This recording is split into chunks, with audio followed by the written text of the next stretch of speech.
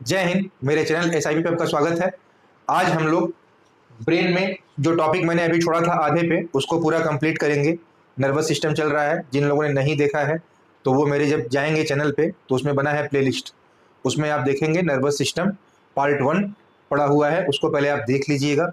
जब उसको देखेंगे तभी आप बाकायदे समझेंगे, क्योंकि मैंने पहले स्टार्टिंग में नर्वस सिस्टम के बारे में पूरा बताया है कि नर्वस सिस्टम होता क्या है। उसमें 2 टाइप होते हैं, central nervous system and peripheral nervous system. Central में 2 पार्ट, ब्रेन एंड बैकबोन, और पेरिफेरल में भी 2 पार्ट होते हैं, सोमैटिक एंड ऑटोनोमिक। फिर ऑटोनोमिक में 2 पार्ट होते हैं, सिंपैथेटिक और पैरासिम्पैथेटिक। इतना चला था। उसके बाद फिर मैंने जब सेंट्रल में पढ़ाया था ब्रेन में हम लोगों ने पहला पार्ट देखा था, मैं रिकॉल कर दे रहा हूँ, जिसमें था हम लोग का फोर ब्रेन, अग्र मस्तिष्क। 3 प्रकार होते हैं ब्रेन के, fore brain, mid brain, hind brain, अग्र मस्तिष्क, मध्य मस्तिष्क और पश्चिम मस्तिष्क। इतनी बात हुई थी। उसमें हम लोगों ने फोर ब्रेन में उसके 2 पार्ट देखे थे, सेरिब्रम, दूसरा डाइएंसीफेलॉन। डाइएंसीफेलॉन के भी 2 पार्ट देखे थे, थैलेमस एंड हाइपोथैलेमस।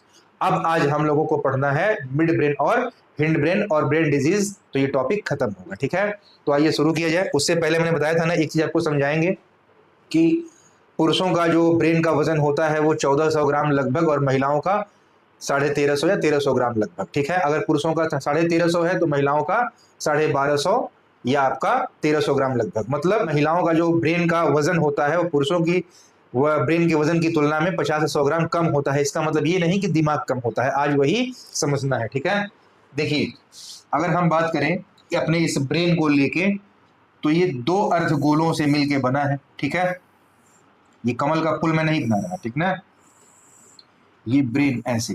ठीक है, तो इसको हम बोलते हैं राइट हेमिस्फीयर। ठीक है, सब लिखते चलिएगा साथ में, राइट हेमिस्फीयर, जिसको बोलते हैं हिंदी में दाया अर्धगोला।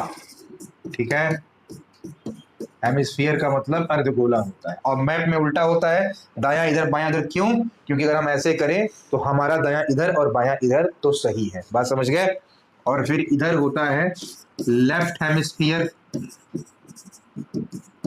ठीक है, जिसे बोलते हैं बायां अर्धगोला। ठीक, तो अब ध्यान से समझिए, लेफ्ट और राइट दोनों में है, पुरुषों में भी है, ठीक है ना, और महिलाओं में भी है, ये चीज ध्यान रखिएगा। तो जो राइट हेमिस्फीयर है, इसमें 2 चीजें होती हैं सभी में। एक होता है इंट्यूटिव थिंकिंग, ठीक है, और दूसरा होता है कम्युनिकेशन स्किल्स। Communication skills. और इधर वाला गोला जो होता है वो जिम्मेदार होता है रीजनिंग एप्टीट्यूड के लिए। ठीक है, रीजनिंग एप्टीट्यूड, अब ध्यान से समझिएगा, ठीक ना, यही समझने की बात है। महिला दोनों का है, महिला और पुरुष में ये दोनों अर्धगोला, हमारे में भी है भाई, दोनों पूरा देख ही रहे हैं सर, ब्रेन पूरा। महिलाओं का भी है, भगवान ने बनाया तो क्या नाम दिया? मानव। मानव में हम 2 चीज देखते हैं, पुरुष और महिला। ठीक है, तो जो मानव स्पेसिस है सभी में ये दोनों होते हैं और दोनों ये काम करते हैं। जो राइट होता है वो इंट्यूटिव थिंकिंग और कम्युनिकेशन स्किल्स के लिए जाना जाता है, और लेफ्ट जो होता है वो रीजनिंग एप्टीट्यूड के लिए जाना जाता है। ठीक, इसी में देखा जाता है किसमें किसका भगवान ने, प्रकृति ने किसको कितना तेज बनाया है। तो ये नेचर ने ही ऐसा बनाया है क्या, कि महिलाओं की जो आप ये देख रहे हैं इंट्यूटिव थिंकिंग, मतलब इसका होता है निष्कर्ष निकालने की क्षमता, जो महिलाओं की होती है वो पुरुषों की अपेक्षा ज्यादा अच्छी होती है। महिलाओं में निष्कर्ष निकालने की क्षमता बेहतर होती है पुरुषों की अपेक्षा, और महिलाओं में कम्युनिकेशन स्किल्स भी पुरुषों की अपेक्षा ज्यादा अच्छा होता है। तो जो सुन के आप खुश हो रहे थे उस दिन ना, कि महिलाओं का ब्रेन का वजन कम है, देख रहे हैं ना। ठीक है, और रीजनिंग एप्टीट्यूड जो है ये पुरुषों का ज्यादा अच्छा होता है महिलाओं की अपेक्षा में। ठीक है, तो रीजनिंग ज्यादा अच्छा है पुरुषों का, और महिलाओं का जो है वो इंट्यूटिव थिंकिंग और कम्युनिकेशन स्किल्स ज्यादा अच्छा है। ठीक, लेकिन एक बात बहुत ध्यान से आपको समझना है, ठीक ना, अभी आप समझेंगे बहुत कायदे से कि कैसे ये काम करता है। ठीक है,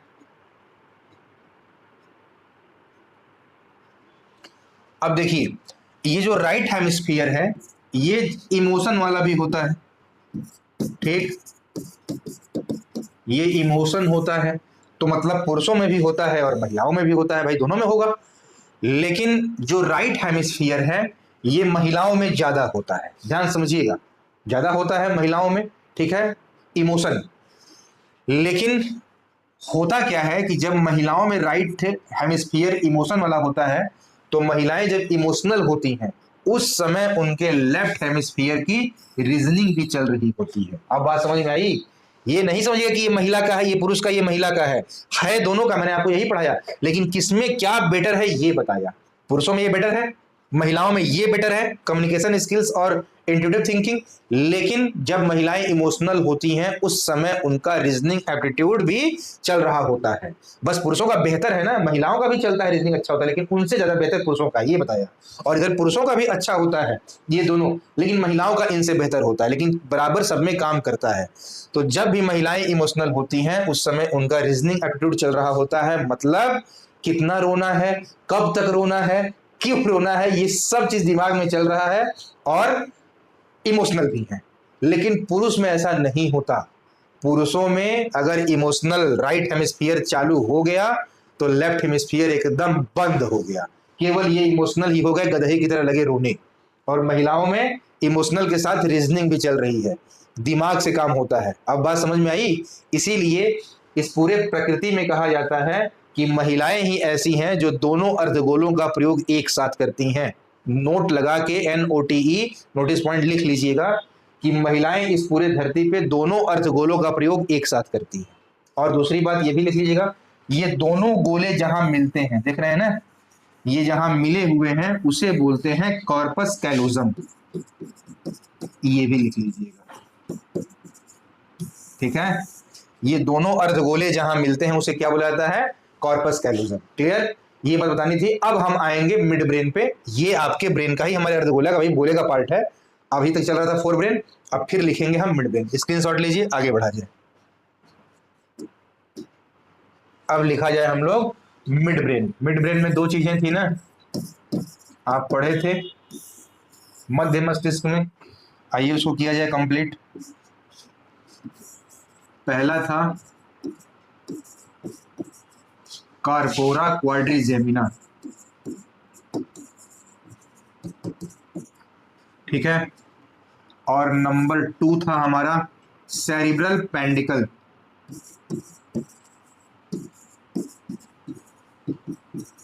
ठीक, तो सबसे पहले हम इनकी बात करेंगे, कार्पोरा क्वाड्रिजेमिना की, और तब हम इनकी बात करेंगे, ठीक है।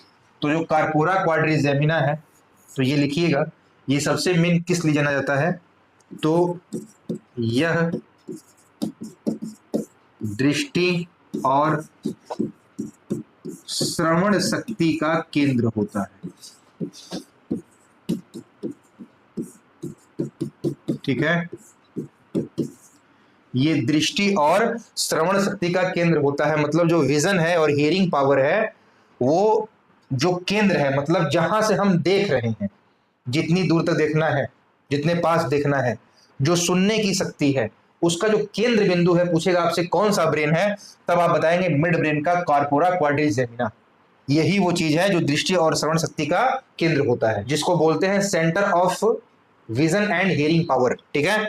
तो ये हमारे दृष्टि और श्रवण शक्ति का केंद्र होता है। दूसरी बात होगी सेरेब्रल पेंडिकल की, उसको भी लिख लीजिए। ये क्या करता है? तो यह दिमाग के अन्य भागों को, यह ब्रेन जो है दिमाग के अदर पार्ट्स को, अन्य भागों को मेरुरज्जु मतलब स्पाइनल कॉर्ड, स्पाइनल कॉर्ड से जोड़ता है। अब बात समझ में आई? लिख लीजिएगा कि ये ब्रेन के जितने भी अदर पार्ट हैं उनको स्पाइनल कॉर्ड से जो ऐड करता है, जोड़ता है, वो कौन है? वो सेरिब्रल पेंडिकल है, ठीक है। तो ये है हमारा मिड ब्रेन। अब हम बात करेंगे हिंड ब्रेन की। तो हिंड ब्रेन भी इसी पे सब टिका हुआ है कि स्पाइनल कॉर्ड फिर क्या करेगा, उसका भी योगदान है। तो ध्यान से समझिएगा, ठीक है। आइए स्क्रीनशॉट लीजिए, लिखा जाए।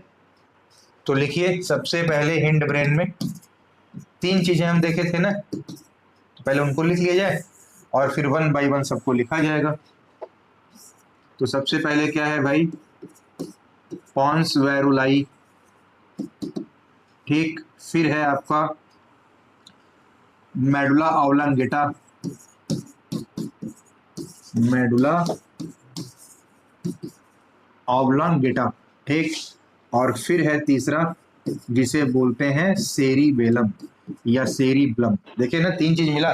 पहला सेरिब्रम था, अभी आप देखिए सेरिब्रल था जो पेंडिकल है, और फिर सेरिब्लम है, ठीक ना। तो इस चीज को ध्यान रखिए, एक मत समझिएगा, यही है रूट मेमोरी, और सेरिब्रम जो था वो सोचने समझने के लिए पावरफुल था, ठीक है ना। तो हिंड ब्रेन में तीन चीजें, तो वन बाय वन शुरू किया जाए। तो सबसे पहले लिखिएगा पॉन्स वेरोलाई के बारे में, एक एक लाइन सब में लिखना है, किसी किसी में बड़ी चीज समझनी भी है। तो पॉन्स वेरोलाई में लिखिएगा कि यह श्वसन की क्रिया को, यह श्वसन क्रिया या श्वसन दर, रेस्पिरेटरी जो रेट है, ठीक है, यह श्वसन क्रिया को नियंत्रित करता है, कंट्रोल।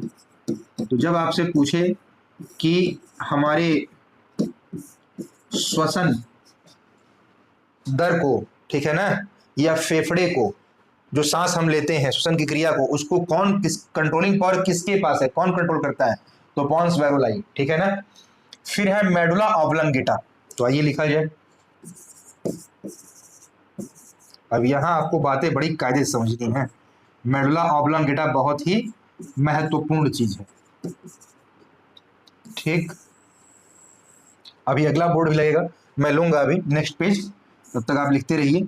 मेडुला ऑब्लांगेटा, ठीक है ना। तो इसमें क्या लिखना है, देखिएगा, लिखिएगा, यह हमारे शरीर में, यह हमारे शरीर में होने वाली अनैच्छिक क्रियाओं को नियंत्रित करता है। अनैच्छिक मतलब ऑटोनॉमिक प्रोसेस जो है, अनैच्छिक क्रियाओं को नियंत्रित करता है, मतलब कंट्रोल करता है, ठीक ना। तो यह हमारे शरीर में होने वाली जितनी भी अनैच्छिक क्रियाएं हैं उसको कंट्रोल कौन करता है, मेडुला ऑब्लांगेटा। जैसे पाचन हो गया, एग्जांपल लिख लीजिएगा, ठीक ना। जैसे पाचन हृदय की धड़कन, इंग्लिश में डाइजेशन, हार्ट बीट, ठीक है ना। उसके बाद फिर आपका पाचन, हृदय की धड़कन, उत्सर्जन जो एक्सक्रीशन है, उत्सर्जन, फिर रक्त परिसंचरण, ठीक है। उसके बाद ब्लड प्रेशर, फिर हिचकी आना, ठीक है, फिर छींकना, स्नीजिंग, फिर उल्टी, वोमिटिंग, और फिर लिख लीजिएगा ईटीसी, ठीक ना। डाइजेशन है, हार्ट बीट है, उत्सर्जन है, एक्सक्रीशन, कार्डियोवैस्कुलर सिस्टम जो रक्त परिसंचरण, ब्लड प्रेशर, हिचकी आना, सीखना, स्नीजिंग, उल्टी, वोमिटिंग, ये सभी जो हमारी अनैच्छिक क्रिया, हमारी इच्छा से नहीं होती, अब ये अनैच्छिक है, ठीक ना, अपने आप होती है, उन सबको कंट्रोलिंग पावर प्रकृति ने किस ब्रेन को दी है, तो मेडुला ऑब्लांगेटा को। अभी ये सामान्य परिचय, अभी पूरा डिटेल लिखना है इनके बारे में, ठीक। स्क्रीनशॉट लीजिए, आगे बढ़ते हैं। अब लिखिएगा एक पॉइंट उसी मेडुला ऑब्लांगेटा में कि मेडुला ऑब्लांगेटा का, मेडुला ऑब्लांगेटा का जो पिछला भाग है, ठीक ना, वो मेरुरज्जु कहलाता है, वही स्पाइनल कॉर्ड, ठीक ना। मेरुरज्जु स्पाइनल कॉर्ड कहते हैं, ठीक। तो मेडुला ऑब्लांगेटा का पिछला भाग जो है वो क्या है, वो मेरुरज्जु है, स्पाइनल कॉर्ड है। और यह जो मेरुरज्जु है ये मस्तिष्क की, लिख लीजिएगा, ये मस्तिष्क की क्या होती है, सहायक संरचना होती है, सहायक संरचना। ये मस्तिष्क की क्या है, सहायक संरचना है, जो लिखिएगा इसी के नीचे, जो प्रतिवर्ती क्रियाओं, ठीक ना, जिन्हें बोलते हैं रिफ्लेक्सिव एक्शन, जो प्रतिवर्ती क्रियाओं जिसे बोलते हैं रिफ्लेक्सिव एक्शन को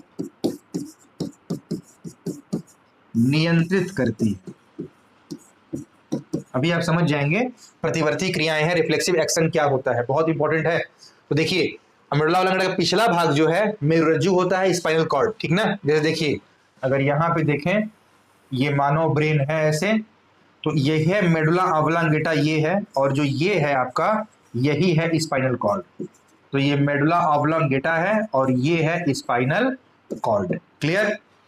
तो मेडुला ऑब्लांगेटा का पिछला भाग जो यहां से निकला है, ठीक, यही है हमारा मेरुरज्जु स्पाइनल कॉर्ड। और ये क्या है, मस्तिष्क की सहायक संरचना है। लेकिन कितना इंपॉर्टेंट रोल है, ये प्रतिवर्ती क्रियाओं रिफ्लेक्सिव एक्शन को कंट्रोल करता है, नियंत्रित करता है। और फिर वो क्वेश्चन कि ये क्या है रिफ्लेक्सिव एक्शन, तो ये ऐसी क्रिया होती है प्रतिवर्ती क्रिया जो बिना सोचे ही तीव्रता से पूर्ण हो जाती है। अभी हम सोचे ही नहीं और काम हो गया, वो जिम्मेदारी ब्रेन के थ्रू स्पाइनल कॉर्ड कर जाता है। ठीक है, जैसे एग्जांपल लिख लीजिएगा कि रिफ्लेक्सिव एक्शन क्या होता है। तो ये तो परिभाषा समझ गए कि रिफ्लेक्सिव एक्शन उसे कहते हैं प्रतिवर्ती क्रिया जो बिना सोचे ही बहुत तेजी से पूर्ण होती है, आकस्मिक परिस्थितियों से शरीर की सुरक्षा करती है। मतलब इसके द्वारा मस्तिष्क को कुछ आराम मिलता है, ठीक ना। जैसे आइए लिखा जाए, जैसे एग्जांपल गर्म चीज पर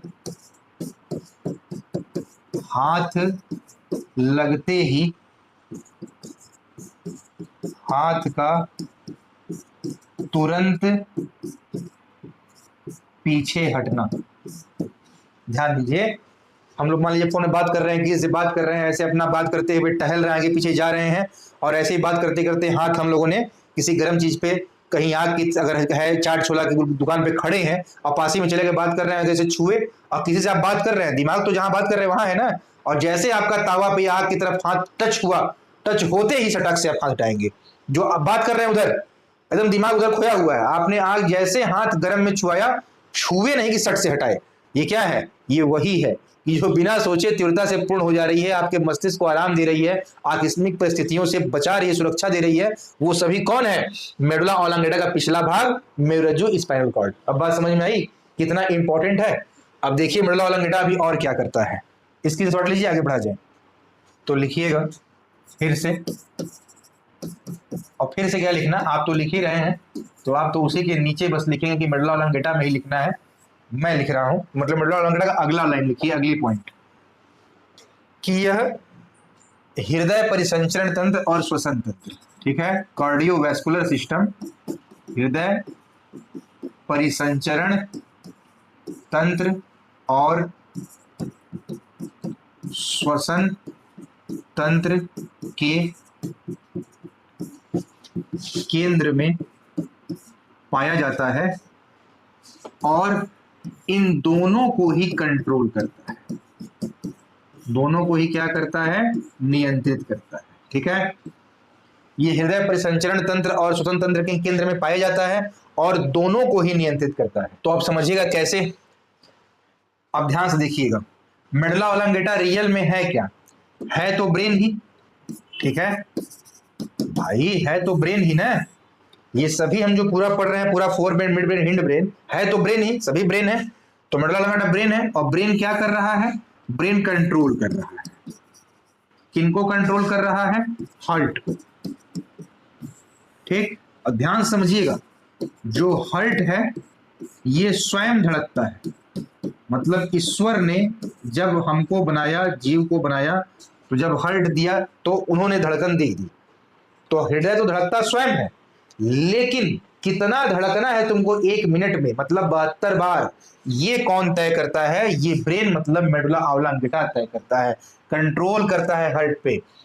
ब्रेन के चलते ही हमारा हृदय एक मिनट में 72 बार धड़कता है। लिख लीजिएगा 72 बीट्स पर मिनट। ठीक है, ये स्वस्थ मनुष्य, आइडियल कंडीशन है स्वस्थ मनुष्य के लिए, मेन यही है। एक मिनट में 72 बार हृदय की रफ्तार होती है। ठीक, देखिए यहां कई तरह से क्वेश्चन आएगा, 3 से 4 क्वेश्चन आते हैं यहां से। ठीक है, सबसे पहली बात होगा कि हार्ट की रफ्तार एक स्वस्थ मनुष्य कितनी होती है, तो आप बताएंगे 72 बीट्स पर मिनट। ठीक, लेकिन जब तोड़ के पूछेगा कि पुरुष की, मेल की कितनी, महिला फीमेल की कितनी, नवजात शिशु की कितनी, गर्भ में फिटस, भ्रूण में बच्चे की कितनी, सब लिखना है। तो अब समझे ना कि ब्रेन कंट्रोल करता है हार्ट को, इसलिए हार्ट इतना धड़कता है। आज मैं सब दिखाऊंगा कि हार्ट हमारा जब 72 बार धड़कता है तो ब्लड हमारे शरीर में कितना लीटर पंप करता है, और अगर कंट्रोलिंग पावर हट जाएगा तो फिर क्या होगा। ठीक है, ये सारी चीज आज हम देखेंगे मैथमेटिकल एकदम। उससे पहले जब कुछ पॉइंट लिख लिया जाए, वही मेल और फीमेल की। तो लिखिएगा मेल के हृदय की रफ्तार, मेल के हृदय की रफ्तार आप नीचे ही लिखिएगा, तो वो हो जाएगा हमारा 70 से 75 70 से 75 बीट पर मिनट, 70 से 75 बीट्स पर मिनट। ठीक है, इस तरह लिया जाता है। केवल मेल की बात हो जाएगी तो बताएंगे हृदय की रफ्तार उसकी 70 से 75 बीट पर मिनट है, और वही बात होगी महिलाओं की, फीमेल की, तो इसके हृदय की रफ्तार, इसका समझते हैं ना, ये मतलब चीज वही हृदय की रफ्तार। तो फीमेल के हृदय की जो रफ्तार है वो 75 से 80 बीट्स पर मिनट होती है।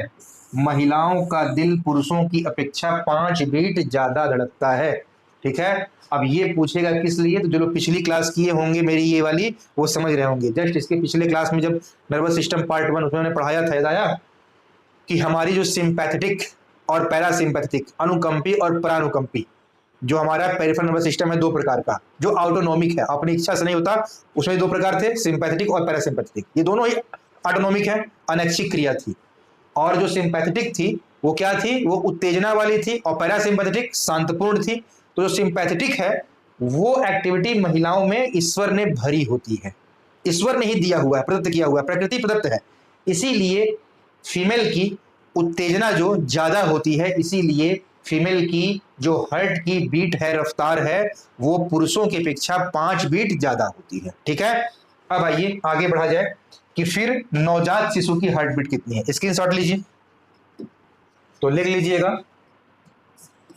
अगला पॉइंट, नवजात शिशु जिसे इंग्लिश में बोलते हैं न्यू बॉर्न बेबी, नवजात शिशु के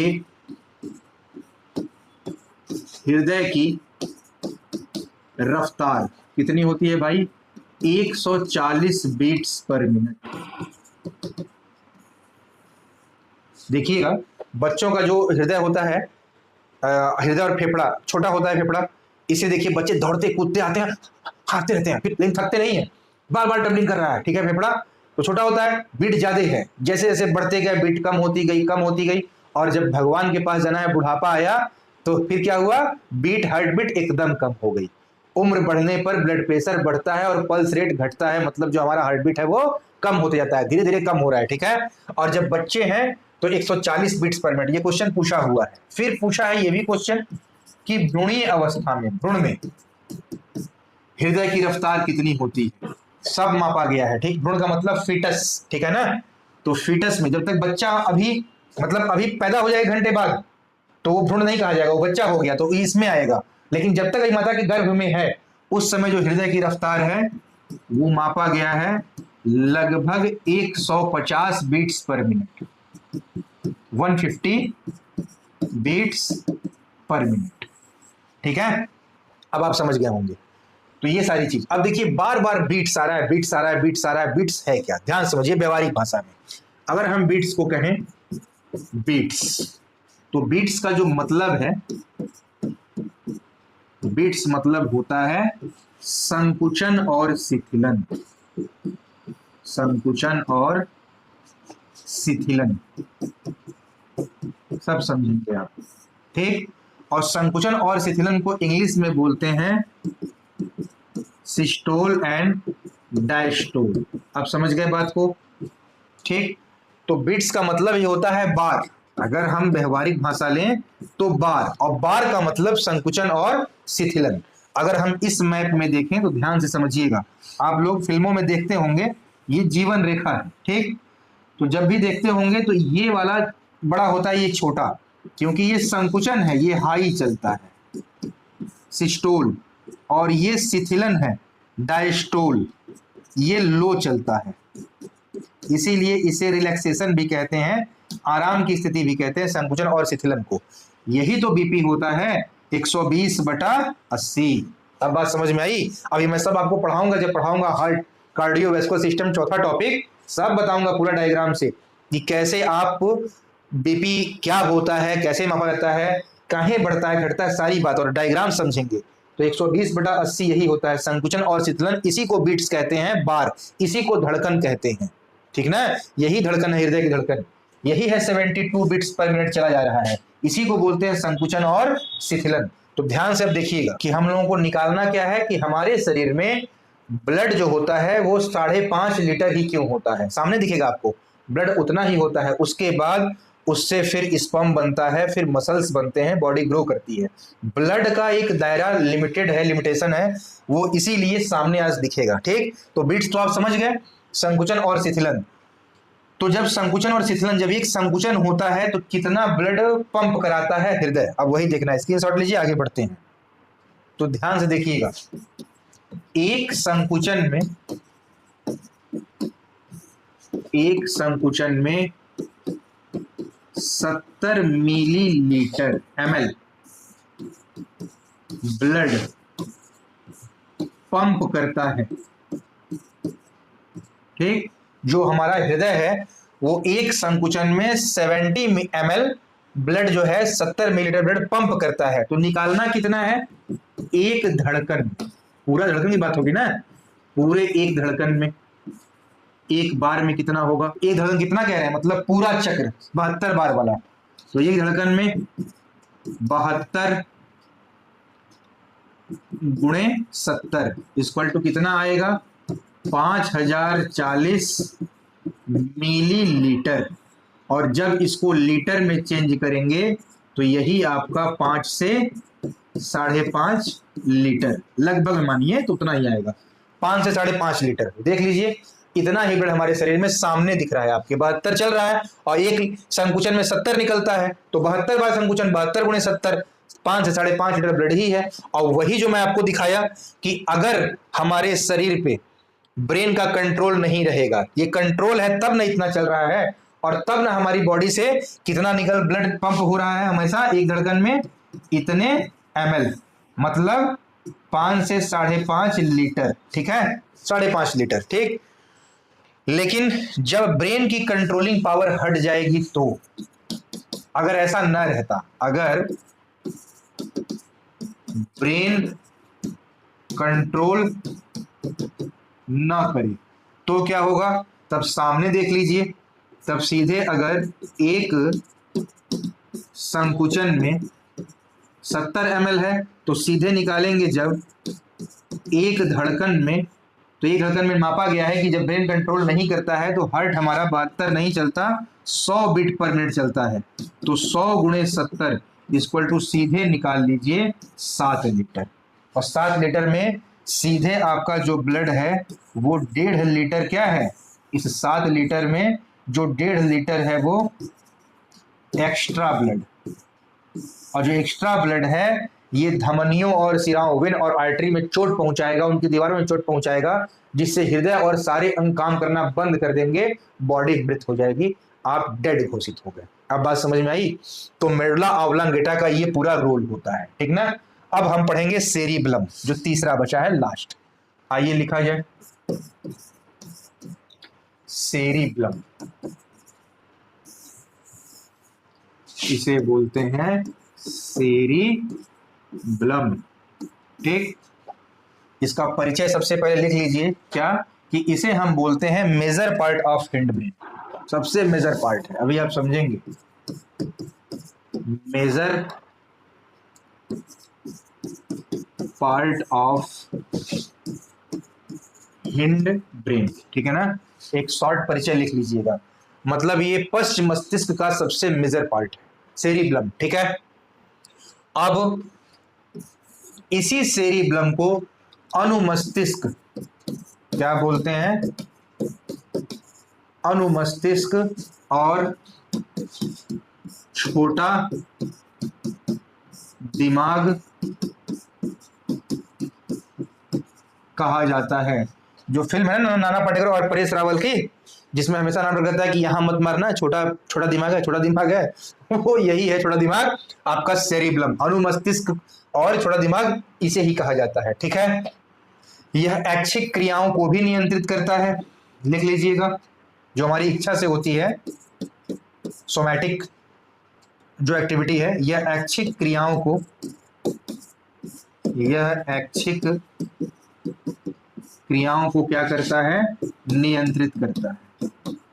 ठीक है, कंट्रोलिंग पावर इसके पास है ऐच्छिक क्रियाओं की, सोमैटिक एक्टिविटी की। ठीक है, सबसे बड़ी बात, यह हमारे शरीर का संतुलन बनाता है, यह शरीर का संतुलन बनाता है। ठीक है, जो बॉडी का बैलेंस है वो जिम्मेदारी किसके पास है, वो सेरिब्लम के पास है। बात समझ में आ रही है? शरीर के संतुलन बनाने का कार्य कौन करता है, यही करता है। जैसे आप ये जो वॉक कर रहे हैं, हम लोग एकदम आराम से चल रहे हैं, ये एकदम आराम से चले जा रहे हैं ऐसे, ये सारा काम बस एक ब्रेन की जिम्मेदारी है, सब ब्रेन एक तरफ, जो जिम्मेदारी है वो सेरिब्लम की है कि हम इतने सही से चल रहे हैं। ठीक ना, हर ब्रेन अलग अलग देखिए लिए किसका क्या काम है, लास्ट ब्रेन का पार्ट है, सब अपना काम कर रहे हैं, लेकिन जो सेरिब्लम है ये हमको एकदम सही चला रहा है, पूरे शरीर को बैलेंस किया है, इसीलिए बोलते हैं major part of it brain. और जैसे ही आदमी कोई भी नशीली चीजों का सेवन करता है, जैसे गांजा हो गया, भांग हो गया, शराब हो गया, हेरोइन हो गया, ठीक है, अफीम हो गया, चरस हो गया, जितने बड़े नशे हैं वो जो मतलब आपके बॉडी को जो मदहोश कर देते हैं, वो केवल ब्रेन के इसी पार्ट को पकड़ते हैं। इसीलिए शराबी को देखेंगे, जितने शराबी होते हैं, जब ड्रिंकर शराबी शराब पी लेंगे तो उसके बाद सारी चीजें याद रहती हैं, सब चीज पहचानते हैं। ठीक ना, अपने रिश्ते नाते किसको नहीं पहचानते हैं, सबको पहचानते हैं, लेकिन केवल बॉडी का बैलेंस खो गए हैं, कभी ऐसे चल रहे हैं, कभी ऐसे चल रहे हैं, इसे पूरा डगमगा रहे हैं, झूल रहे हैं, डांस कर रहे हैं चलते हुए, यहां जाके वहां लौट गए, नाली में गिर गए, ये बैलेंस खो दिए, किसके चलते, सेरिब्लम के चलते।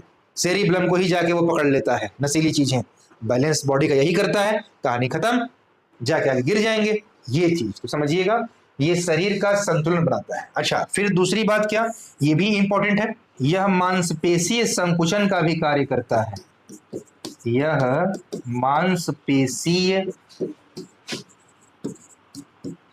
संकुचन का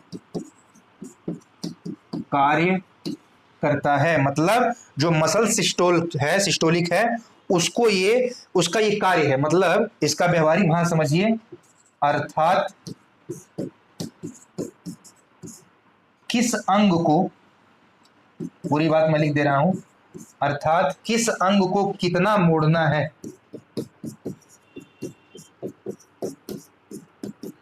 कितना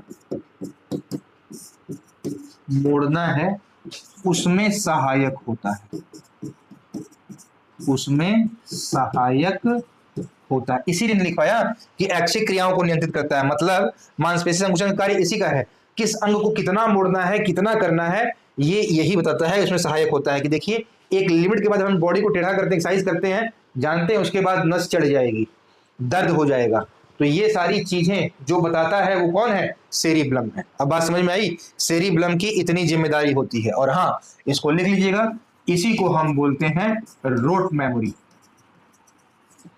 जो हम बचपन में रट्टा मारते थे, या अभी भी जो फैक्ट हम आप रटते हैं, जो रट लेते हैं, बाद में ठीक है दिमाग में बैठ जाता है, पिक्चर हो जाता है, लेकिन जो रट लिए, रटी हुई चीजें हमेशा सेरिब्लम में जाती हैं, जिसे हम रोट मेमोरी कहते हैं। और जो आप समझ रहे हैं, सोची समझी जो सूचनाएं जाती हैं, वो सेरिब्रम में जाती हैं। ये चीज ध्यान रखिएगा, ठीक है ना। तो ये हमारे पूरे ब्रेन के पार्ट हुए, जिसमें हमारा फोर ब्रेन था, ठीक है, उसके बाद हमारा मिड ब्रेन था, फिर हमारा हिंड ब्रेन, ठीक। उसमें भी हमारे पार्ट क्या थे, तो फोर ब्रेन में सेरिब्रम, डायंसिफेलॉन, डायंसिफेलॉन के दो पार्ट, थैलेमस एंड हाइपोथैलेमस, फिर मिड ब्रेन जिसमें पॉन्स वेरोलाई, फिर हमारा कार्पोरा क्वाड्रिजेमिना, फिर उसके बाद हमारा ये था आपका सेरिब्रल पेंडिकल, और वही पॉन्स जो बताया दोनों में आता है, इसीलिए मिड ब्रेन नाम ले लिए। और फिर हिंड ब्रेन में हमारा मेडुला ओब्लांगेटा, पॉन्स वेरोलाई और आपका सेरिब्लम, ठीक है। इसके अलावा भी एक चीज आप लिख लीजिए, जो बताए थे कि ज्यादा हम जब शराब का सेवन करते हैं तो हमारा सेरिब्लम सही से काम नहीं करता, ठीक। उसके अलावा भी हम आपको दो चीजें बताते हैं ब्रेन में, जो हमारे लिम्बिक सिस्टम, जहां से सेरिब्रल पेंडिकल गया है, ये सॉरी जहां से हमारा स्पाइनल कॉर्ड गया है ना, यहीं पे हमारा होता है लिम्बिक सिस्टम, पीछे गोले पे, वहां पे दो ब्रेन उसके अंतर्गत आते हैं, जिसे बोलते हैं एमिगडाला और हिप्पोकैम्पस या हाइपोकैम्पस। ये क्या करते हैं जानना बहुत जरूरी है। आइए लिखा जाए, देखिए स्क्रीनशॉट आप ले लीजिएगा इसका, ठीक। आइए देखिएगा, एक हमारे ब्रेन का पार्ट है जिसे हम बोलते हैं एमिगडाला। एमिगडाला क्या करता है? यह परसेप्शन को इमोशन में चेंज करता है। यह परसेप्शन को इमोशन में चेंज करता है, ठीक है। परसेप्शन को इमोशन में चेंज करने का मतलब, पूरी बात ही लिख देता हूं, चेंज करता है। परसेप्शन मतलब जो हमारी आंखों ने देखा उस भाव को देखकर समझ जाना। एग्जाम्पल, परसेप्शन को इमोशन में चेंज कर रहा है एमिगडाला। इसका सिर्फ एक काम है, जैसे भरी सभा है और 100-200 लोग बैठे हैं, दूर दूर बैठे कुर्सी लगा के, और उसमें दो प्रेमी युगल हैं, लैला और मजनू। लैला उधर बैठी है, मजनू यहाँ बैठे हैं। तो लैला को अगर भूख लगी है, प्यास लगी है, तो मजनू भैया यहीं से उसकी आंखों को देख के समझ गए। अब 100 लोग नहीं समझ पाए, लेकिन वो समझ गए कि हमारी लैला को भूख लगी, हमारी लैला को नींद लग रही है, ठीक है। तो ये परसेप्शन को इमोशन में चेंज करता है। वो ब्रेन कौन सा है? वो एमिगडाला है। दूसरा जो है हाइपोकैम्पस, उसको समझना बहुत जरूरी है। वो क्या करता है लिखिएगा, हाइपोकैम्पस या हिपोकैम्पस इसे बोलते हैं, ठीक। ये क्या करता है, इसकी जिम्मेदारी दी गई है, ठीक ना। ये क्या करता है, ये शॉर्ट टर्म मेमोरी को लॉन्ग टर्म मेमोरी में चेंज करता है। लिख लीजिएगा, यह शॉर्ट टर्म, हाँ वही जो आप गजनी देखे हैं पिक्चर, शॉर्ट टर्म मेमोरी को लॉन्ग टर्म मेमोरी में चेंज करता है, ठीक है। शॉर्ट टर्म मेमोरी को लॉन्ग टर्म मेमोरी में क्या करता है भाई, चेंज कर देता है, ठीक ना। जो शॉर्ट टर्म मेमोरी है इसे बोलते हैं अस्थाई मेमोरी। अगर अच्छे से समझना है तो यहां आप लिख सकते हैं STM, शॉर्ट टर्म मेमोरी, इसे बोलते हैं टेम्पररी, अस्थाई मेमोरी, ठीक है। और जो LTM है, लॉन्ग टर्म मेमोरी, इसे बोलते हैं अस्थाई मेमोरी, ठीक। जो अस्थाई मेमोरी शॉर्ट टर्म मेमोरी है, ये अधिकतम, मतलब ज्यादा से ज्यादा अगर है तो अधिकतम 7 से 9 सूचनाओं को ही संचित करता है, मतलब स्टोर करता है, ठीक। और ये अस्थाई मेमोरी है, इसकी कोई लिमिट ही नहीं है, असीमित TB टेराबाइट में जितना जा सकते हैं जाइए, ठीक ना। तो शॉर्ट टर्म मेमोरी अस्थाई मेमोरी है, अधिकतम 7 से 9 सूचनाओं को संचित करती है। लेकिन जो लॉन्ग टर्म मेमोरी है, इसी को हम बोलते हैं परमानेंट मेमोरी, ठीक है ना। तो आप लिख लीजिएगा, यही है परमानेंट मेमोरी, ठीक ना। अस्थाई मेमोरी जहां पे कोई लिमिट ही नहीं है, और यहां पे है अधिकतम 7 से 9 सूचनाओं को संचय करना। जो पढ़ाया था ना कि थैलेमस 40 से 45 मिनट की क्लास को ही हम जो पढ़ पाए और उसको अपने अंदर ग्रहण कर पाए, वो एक क्षमता शॉर्ट टर्म की है। और फिर जब घर जाके आप रिवीजन करते हैं, 3-4 बार पढ़ते हैं, जो चीजें एकदम याद हो गई, समझ गए, वो चला गया लॉन्ग टर्म मेमोरी में, मरते दम तक याद रहेगा, ठीक है ना। वो कभी नहीं भूल सकती। तो वो शॉर्ट टर्म से लॉन्ग टर्म में जाता है, फिर शॉर्ट टर्म खाली हो जाता है।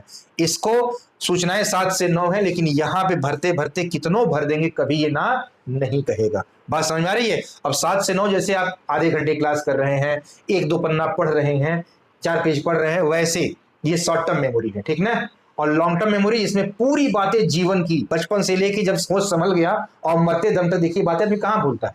पढ़ाई लिखाई बहुत लंबे समय तक को याद रहेगा, जब पढ़ लेंगे तो नहीं भूलेंगे। एग्जाम्पल मैं आपको दिखाता हूं, ठीक ना, कि कैसे हम चीजों को रखते हैं।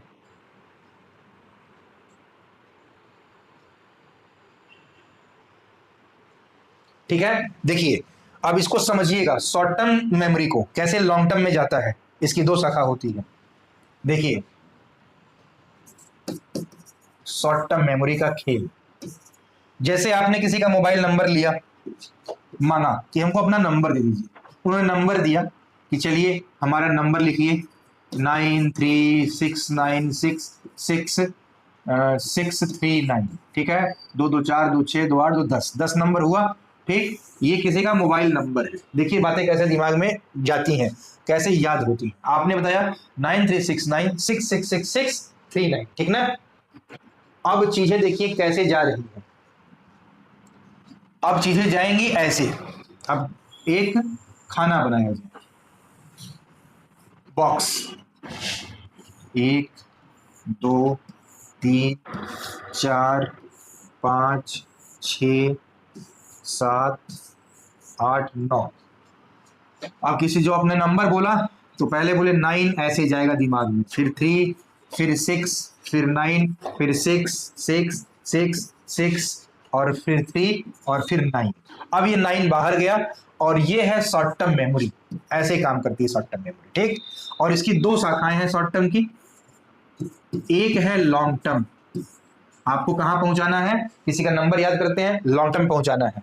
और एक है दूसरा डस्टबिन, जिसे बोलते हैं कूड़ेदान। ध्यान समझिएगा, हाँ दिमाग में कूड़ेदान है, ठीक ना। अब देखिए, अब आपने बोला 9369666639, तो जैसे आपने बोला आदमी के दिमाग में डेटा गया, दिमाग से अगर नहीं सुना है, दिमाग में है लेकिन उसने रिकॉल नहीं किया, तो वही बात चली जाएगी डस्टबिन कूड़ेदान में, जिसे हम बोलते हैं व्यवहारिक भाषा में हम भूल गए, या वो आदमी भूल गया, ठीक, याद नहीं रखा नंबर। और अगर वही फुल कंसंट्रेट के साथ करेंगे तो लॉन्ग टर्म में जाएगा। कैसे, अब ये गया, अब एक डिजिट आपके 7 से 9 सूचना बताया ना, तो ये 9वां बॉक्स है। ये कौन सा बॉक्स है, ये 9वां बॉक्स है। 10 बॉक्स होते ही नहीं, 7 से 9 सूचनाओं को संचय कर रहा है। अब ये इसको धक्का देगा 9, चलो तुम आगे बढ़ो। तो अब यही जब फुल कंसंट्रेट पूरी एकाग्रता के साथ आप पढ़ते हैं तो ये 9 यहां जाएगा, फिर यही 3 यहां, 6 यहां। तो जैसे 9 यहां गया तो फिर ये अगले बॉक्स में आ गया। 3 वाला यहां आएगा, 9 यहां आ जाएगा, तो 9 वाले बॉक्स में अगला अंक भी आ गया। और अगर वही मन से नहीं देखेंगे तो फिर ये यहां आ गया, बातें खत्म हो गई। जैसे ध्यान दीजिए, जब हम छोटे थे हम सभी, तो बचपन में हम लोग केवल रटते थे और एग्जाम देने पहुंच गए, और जैसे ही बातों को रटना शुरू करके जब लिखना शुरू किए, क्वेश्चन पेपर सामने आया, ये धुआंधार फ्लो बना और चापे, और उसके बाद बीच में अगर एक बार भूल गए तो पूरी लाइन ही भूल गए, क्योंकि रटते थे।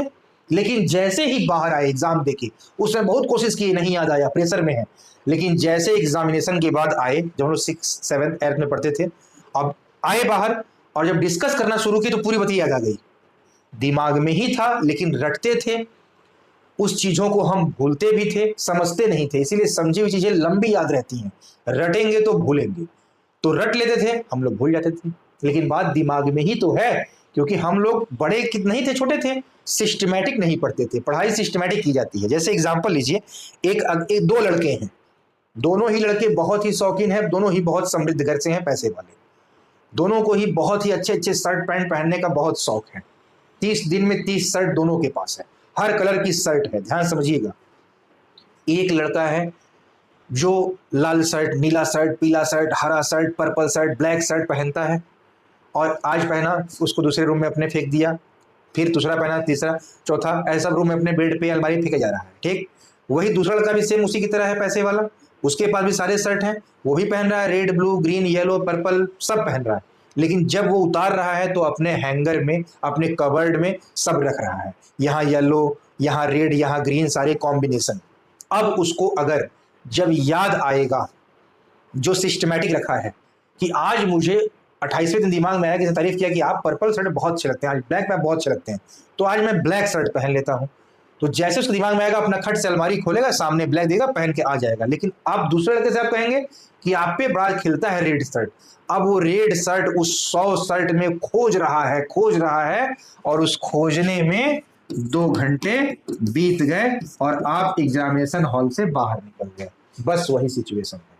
कहने का मतलब, शर्ट तो वही रूम में है लेकिन सिस्टमैटिक नहीं रखा था, इसलिए उसका समय खोजा तो मिलेगा लेकिन समय निकल गया, और जिसने सिस्टमैटिक रखा था उसका तुरंत मिल गया। तो पढ़ाई ऐसे करते हैं, इसीलिए लॉन्ग टर्म और शॉर्ट टर्म मेमोरी हमारे दिमाग में है, बनाए गए, भगवान ने दिया, कैसे उसको यूज करना है। ये सबका दिमाग एक तरह है, लेकिन कैसे पढ़ना है तो लॉन्ग टर्म में जाए, कैसे पढ़ना है कि शॉर्ट टर्म की बातें डस्टबिन में चली जाएंगी।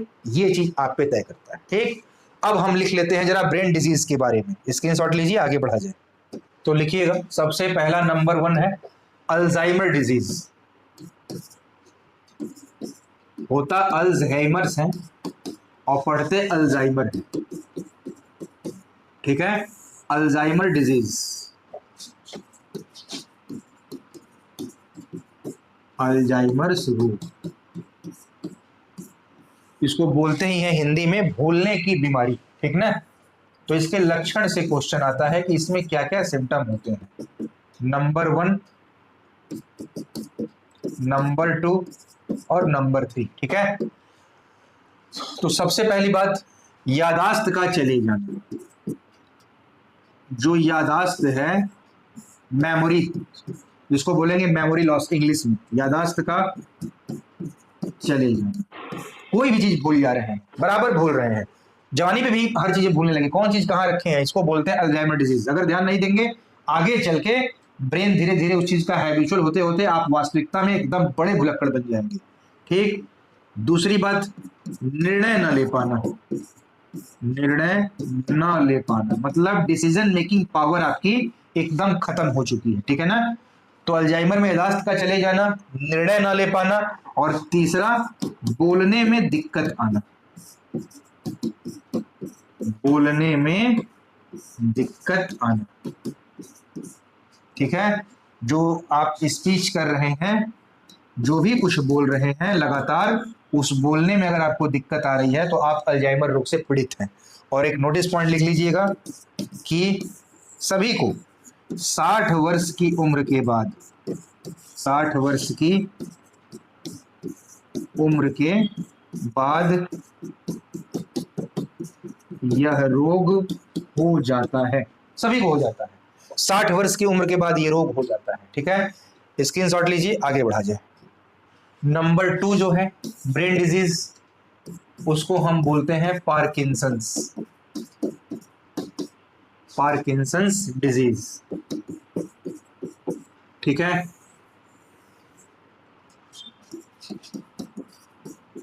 पार्किंसंस रोग।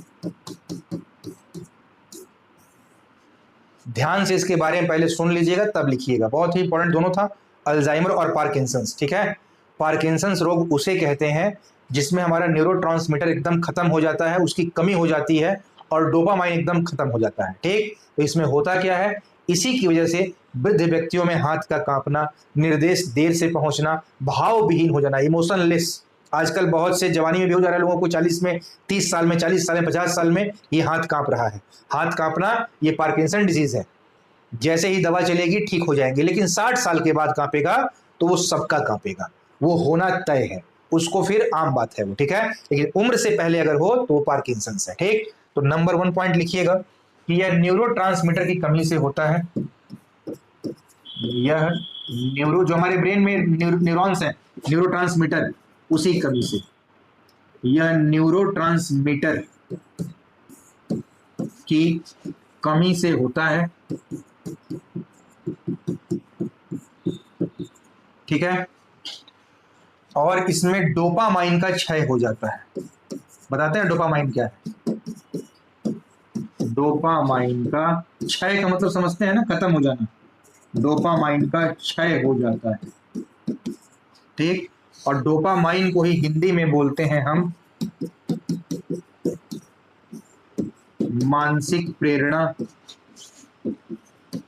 इसी को बोलते हैं ध्यान, इसी को बोलते हैं एकाग्रता। ठीक है, तो इसको भी लिख लीजिएगा। डोपामाइन का मतलब ये तीनों होता है। आई बात समझ में? और लिख लीजिएगा जो बताया कि इसी रोग की वजह से, इसी की वजह से वृद्ध व्यक्तियों में हाथ का कांपना,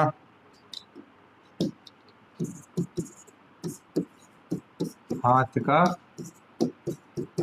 कांपना, ठीक है, निर्देश देर से पहुंचना, निर्देश डायरेक्शन जो है, निर्देश देर से पहुंचना, और भाव विहीन हो जाना। जो बूढ़े लोग होते हैं भाव विहीन, इमोशनलेस हो गए, भाव विहीन हो जाना। ठीक है, और इसमें भी लिख लीजिएगा नोट लगा के कि 60 वर्ष की उम्र के बाद यह रोग हो जाता है। ठीक है, तो 60 वर्ष की उम्र के बाद ये भी रोग हो जाता है। ठीक, तो ये आज आपका पूरा टॉपिक जो ब्रेन है, नर्वस सिस्टम, पूरा कंप्लीट हुआ। यहां से आप पिछले प्रीवियस ईयर के सारे क्वेश्चन आप जब सॉल्व करेंगे, दावा है एक भी क्वेश्चन आपका छूटेगा नहीं। और आगे जितने क्वेश्चन अभी नहीं बने हैं वो भी आप इस हमारे वीडियो से दोनों पार्ट देखेंगे, एकदम कर ले जाएंगे। यूपीएससी हो चाहे कोई भी स्टेट पीसीएस एग्जाम हो, तो वीडियो आप जरूर सबको, जितने भी आपके प्लेटफॉर्म होंगे, व्हाट्सएप, इंस्टा, फेसबुक, जो भी होगा प्लेटफॉर्म, सब जगह शेयर कर दीजिएगा। कमेंट जरूर करिएगा, आप लोग कमेंट बहुत कंजूसी करते हैं। वीडियो को लाइक करिएगा। हम फिर मिलेंगे अगले टॉपिक में, जो चौथा टॉपिक है कार्डियोवैस्कुलर सिस्टम, वही बहुत इंपॉर्टेंट है। बायोलॉजी तो पूरा इंपॉर्टेंट है ही, उस टॉपिक में कार्डियो और वैस्कुलर दोनों है, मतलब हार्ट और ब्लड, बहुत बड़ा टॉपिक है। बढ़िया से पढ़ेंगे हम लोग, एकदम पूरा खत्म करेंगे। आप लोग अजीजान से लगे रहिए, हम फिर मिलते हैं। Thank you so much.